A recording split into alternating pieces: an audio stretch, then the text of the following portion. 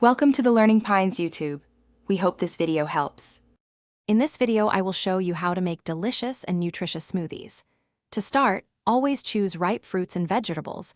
They provide the best natural sweetness and flavor. A high-speed blender is your best friend here, ensuring a perfectly smooth and creamy texture every time.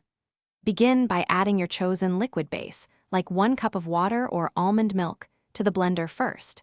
This helps the blades move freely and prevents ingredients from getting stuck. Now, let's talk about perfecting your blend. A good rule of thumb is to use about 2 parts fruit to 1 part liquid for a nice, thick smoothie. For example, 2 cups of fruit with 1 cup of liquid works well.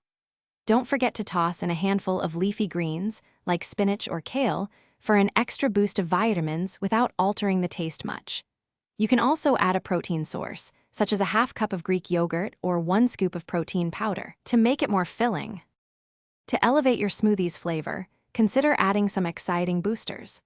A pinch of cinnamon or a small piece of fresh ginger can introduce wonderful warmth and depth. For healthy fats, try including 1/4 of an avocado for creaminess or 1 tablespoon of chia seeds for omega-3 fatty acids. If you desire extra sweetness, natural options like 2 pitted dates, 1 tablespoon of honey, or a splash of maple syrup work beautifully without refined sugars.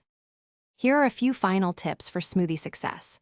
Always add your softer ingredients, like spinach and liquid, to the blender first, followed by harder items such as frozen fruit and ice. This helps the blades work more efficiently. If your smoothie is too thick, add a little more liquid, about 1/4 cup at a time, until it reaches your preferred consistency. You can store any leftover smoothie in an airtight container in the refrigerator for up to 24 hours. Thanks for watching. Consider subscribing if we helped you.